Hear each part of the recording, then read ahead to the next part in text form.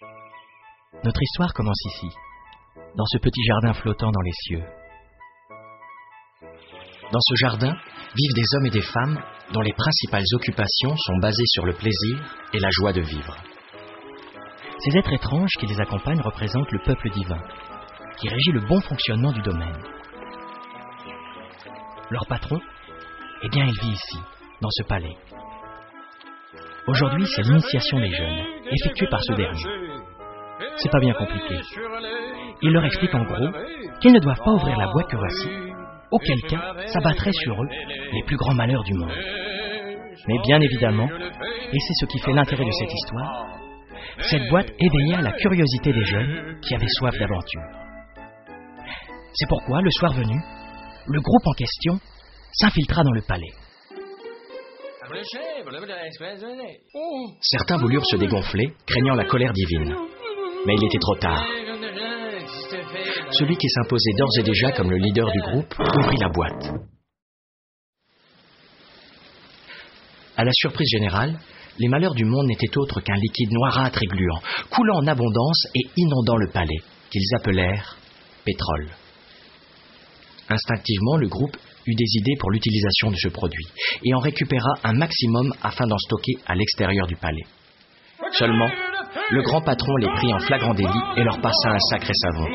Ils auraient entraîné le mauvais sort et la discorde sur leur communauté.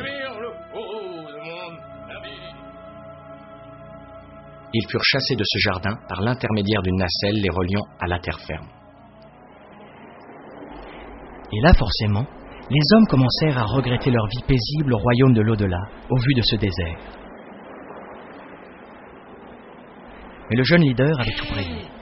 Il avait embarqué avec lui dans la nacelle les réserves de pétrole. Le moral général grimpa en flèche. Et ce fut l'ascension de leur société économique grâce à leur nouveau trésor. Après quelque temps, le leader devenu roi dut faire face à un événement majeur qui devait arriver tôt ou tard. La pénurie de pétrole.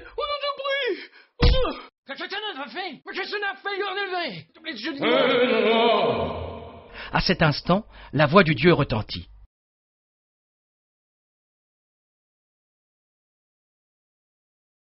L'ouverture de la boîte avait engendré un bordel innommable là-haut.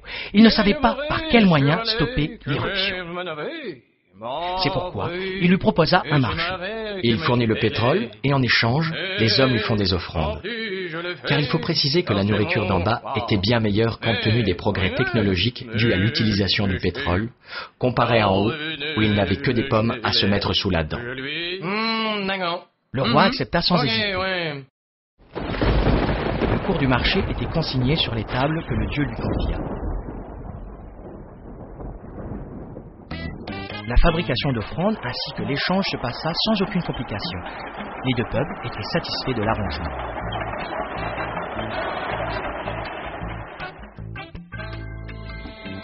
Mais le Dieu réfléchit et se rendit compte qu'étant le détenteur de la ressource, c'était un peu lui qui tirait les ficelles. Le roi se rendit compte que le prix avait grimpé en flèche. Et cela n'arrangeait pas les affaires. En effet, si le prix du pétrole augmente, les offrandes deviennent plus chères à produire.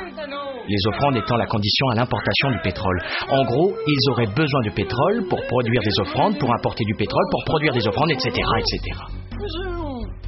Leur économie serait vouée à ce marché et ils ne pourraient plus évoluer. Alors le roi prit une décision radicale. L'investissement du pétrole dans l'armement. Il construisit ainsi une tour menant jusqu'aux cieux, puis des machines volantes pour attaquer les dieux.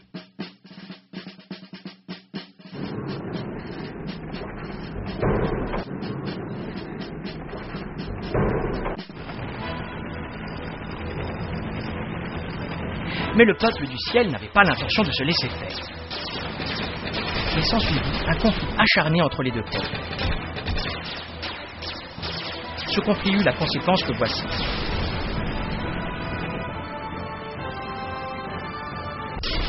La destruction de la tour.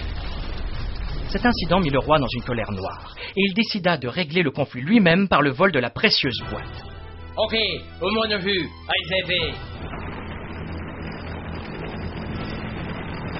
Profitant de la confusion qui régnait alors au paradis, il prit contrôle d'une machine volante, puis parvint sans difficulté devant la précieuse boîte. Il s'en empara. L'histoire se termine ainsi. Les dieux n'ayant plus moyen de pression sur les hommes, finirent par disparaître. Et le roi, sa puissance n'en fut que plus grande.